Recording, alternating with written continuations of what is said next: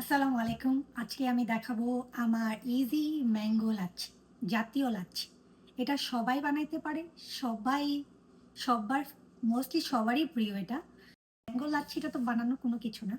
আমি জাস্ট বলবো আমি কিভাবে বানাবো। কিন্তু সবার আগে আমি যেটাতে বানাবো, যেটাতে মানে বানায় আমি রাখবো, সেটার মধ্যে আমি আগে একটু সাজায় নিব গ্লাসটাকে আগে। কারণ আমার কাছে মনে হয় যে খাবার শুধু খাইলেই হয় না, সেটার একটা পরিবেশনও দরকার আছে। তো আমি আগে পরিবেশন মানে পরিবেশনটা যাতে সুন্দর হয়, এটা হচ্ছে সবচাইতে বড় কথা। ওকে। তো এখানে আমি নিছি হচ্ছে হানি।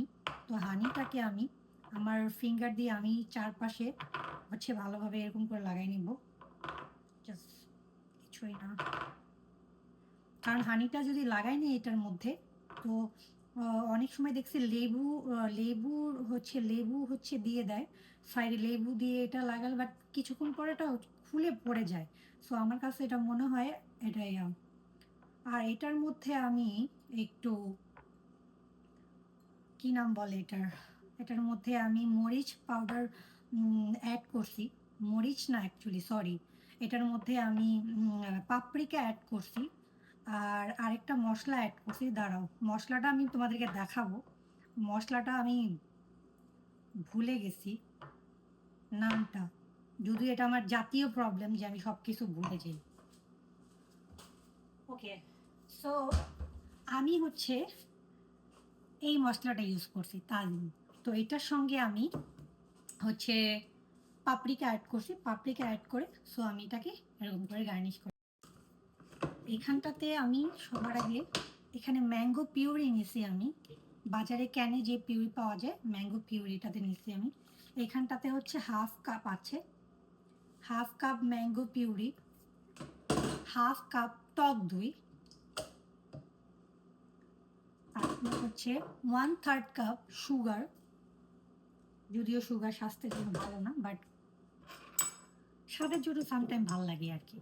আর এখানে হচ্ছে পিঞ্চ অফ বিট লবণ। আর আমি একটু পানি অ্যাড করবো এটার সঙ্গে।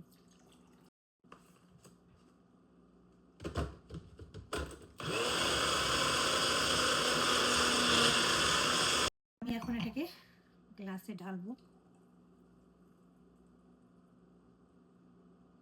আমি যে মেজারমেন্টটা বললাম ওটাতে পুরো এরকম একটা গ্লাস হবে।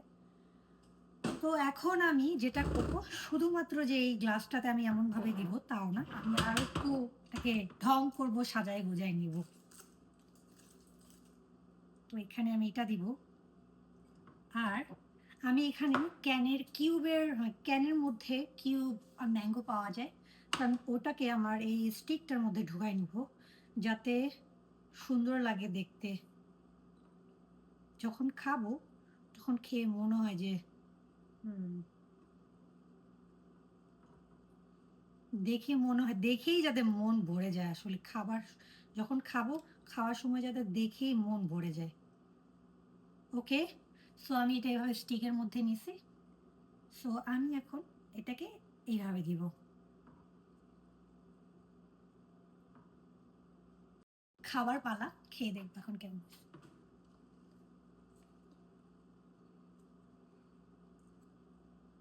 ভালো হয়েছে, অ্যাজ অলওয়েজ। থ্যাংক ইউ আমার ভিডিওটা দেখার জন্য। সবাই জানে, সবাই পারে, তারপর ট্রাই করে দেখবেন। যারা না পারেন তো ইজি ওয়েতে ট্রাই করে দেখবেন, কেমন লাগে আমাকে জানাবেন। আল্লাহ হাফেজ।